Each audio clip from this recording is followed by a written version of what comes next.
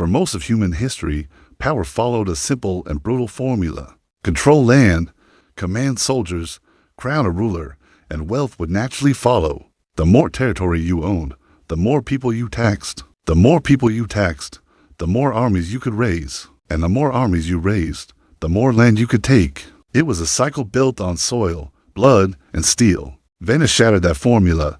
It had no king, no countryside, no farmland to feed an army, no castles standing on borders, no cavalry charging across open fields. What Venice had instead was water, unstable ground, and wooden foundations driven deep into a lagoon that most empires considered useless. And yet, for centuries, some of the most powerful forces on earth depended on Venice. Not for soldiers, not for land, but for something far more influential: money. Not gold coins stacked in vaults, not treasure stolen from conquest, but trust, carefully engineered, tightly controlled, and relentlessly protected. Venice did not conquer the world through force. It financed it, and in doing so, it quietly laid down the foundations of the financial system the modern world still lives inside. To understand how a city built on water became the financial nervous system of empires, you first have to understand how different Venice was from everything around it. Medieval Europe was land-based. Land produced crops, crops supported peasants. Peasants paid taxes and fought wars. Power flowed upward from the ground to the throne. If you controlled territory, you controlled wealth. If you lost land, you lost everything. Venice could not play that game.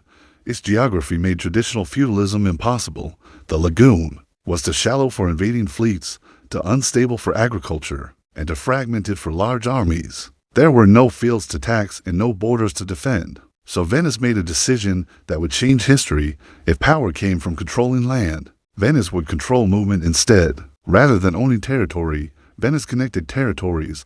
Rather than producing goods, it moved them. Trade routes became its lifeblood. Ships replaced castles, contracts replaced swords, ports replaced borders. Goods flowed through Venice from every direction: spices from Asia, silk from China, metals from Europe, luxury products from the Islamic world. Venice became the meeting point for civilizations that did not trust one another, did not share religions, and often did not share currencies. That made Venice more than useful. It made Venice indispensable. In its early years, Venice technically existed under the shadow of the Byzantine Empire. On paper, it acknowledged Byzantine authority. In reality, it operated like a partner, not a subject. As long as Venetian ships kept trade alive and naval power protected imperial interests, Constantinople tolerated Venice's independence. Everything changed in 1082. That year, the Byzantine Emperor Alexios issued a decree that would redefine global finance. Venice was granted sweeping trade privileges and massive tax exemptions across the empire in exchange for naval support. This wasn't generosity, it was necessity. Byzantium could not function without Venetian logistics.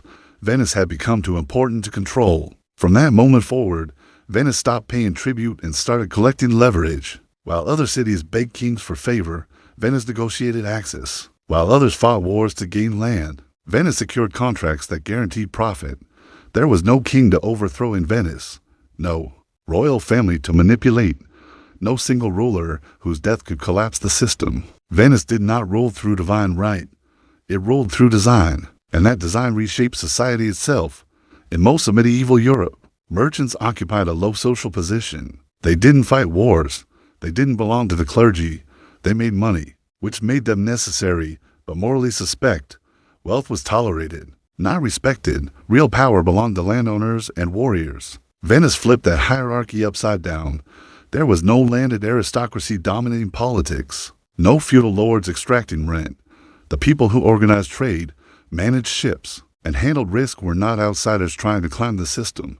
They were the system. From the beginning, Venice's elite were merchants, families whose power came from logistics, accounting, and long-term planning. Status was earned not by birthright or battlefield glory, but by reliability, delivering goods across dangerous waters, honoring contracts, managing uncertainty. In Venice, economic competence was not shameful, it was honorable. That single cultural difference changed everything. Wealth didn't need to be converted into land or titles to gain legitimacy. It could be reinvested directly into ships, infrastructure, and institutions over time.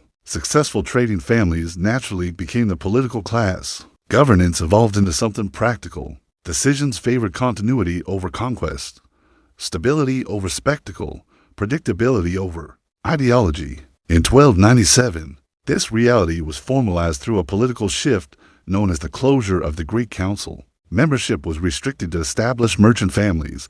Power became hereditary. Yes, but hereditary merchant power. Venice didn't create an aristocracy of blood. It created an aristocracy of balance sheets. This wasn't seen as corruption. It was seen as protection. Venice distrusted kings. It distrusted mobs. It trusted systems. Leadership terms were short. Elections were complex. Oversight was layered. Punishments for overreach were severe. The goal was not democracy as we understand it today. The goal was system survival. And once merchants ruled, the state itself changed behavior. Venice stopped acting like a warlord extracting tribute and started acting like a risk manager. Money was no longer just collected. It was organized. Trust was no longer assumed. It was engineered. That shift unlocked something unprecedented. Venice became one of the first governments to understand that credibility was its most valuable asset. Money was no longer just metal. It was a promise, and promises could be structured. When Venice needed funds, it didn't seize wealth. It issued mandatory loans called prestiti. Wealthy citizens were required to lend to the state, but in return, they received interest payments. Those claims could be traded. What looked like coercion slowly transformed into investment. Citizens became creditors. And once elites held government, debt, their priorities aligned with the system's survival. Stability became profitable. Chaos became expensive. Loyalty was enforced not by fear, but by yield. Venice had invented public debt centuries before modern states claimed the idea. And unlike many later systems, Venice respected it. Payments were honored. Defaults were avoided. Financial trust was defended aggressively because Venice understood a critical truth. Once trust breaks, collapse is inevitable. To make this system work, Venice also needed money to move without physical risk. Transporting gold invited piracy, storms, and theft, so Venice separated money from metal. In 1587, it established the Banco della Piazza di Rialto, a state-controlled bank focused on stability, not speculation. Deposits existed as ledger entries, not piles of coins. Payments were settled through accounting. To modern eyes, this seems normal. In the medieval world, it was revolutionary. Money became lighter, faster, safer. Fraud decreased.